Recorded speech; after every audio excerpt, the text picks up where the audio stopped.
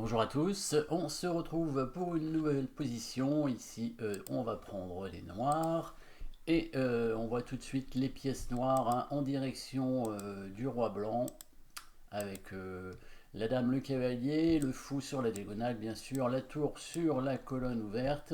Alors, bien sûr, le cavalier est attaqué, mais on peut espérer que c'est au noir de jouer, hein, que les noirs ont des bons coups pour essayer de contrer cette attaque sur le cavalier.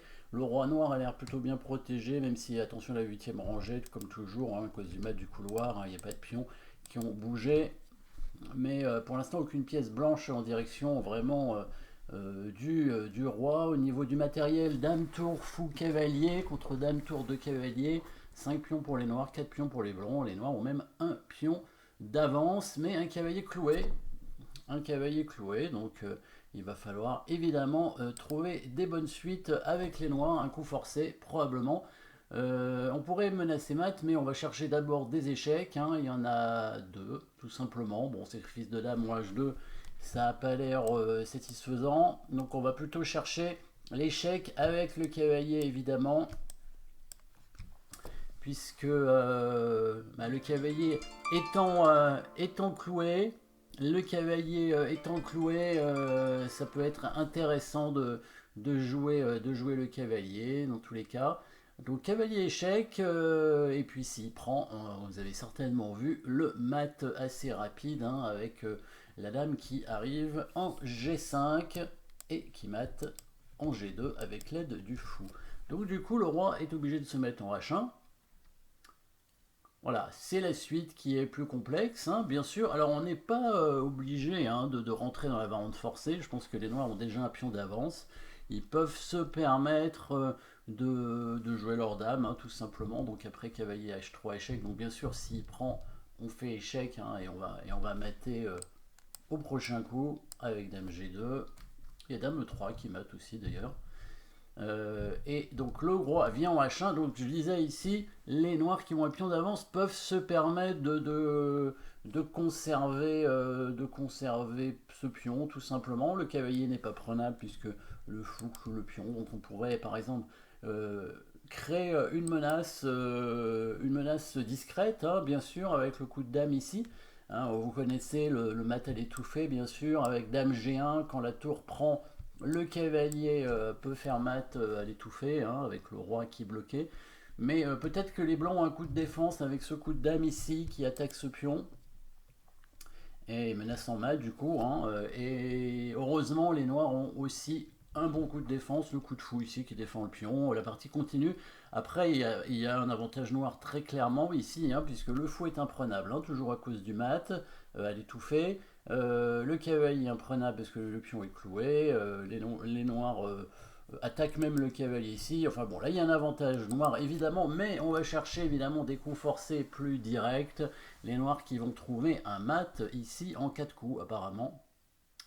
1, 2, 3, un peu plus que 4 coups normalement, mais disons 5. Disons 5, je crois que c'est 5 coups en fait, hein, parce que je vois pas comment les blancs vont parer toutes les menaces après. Hein.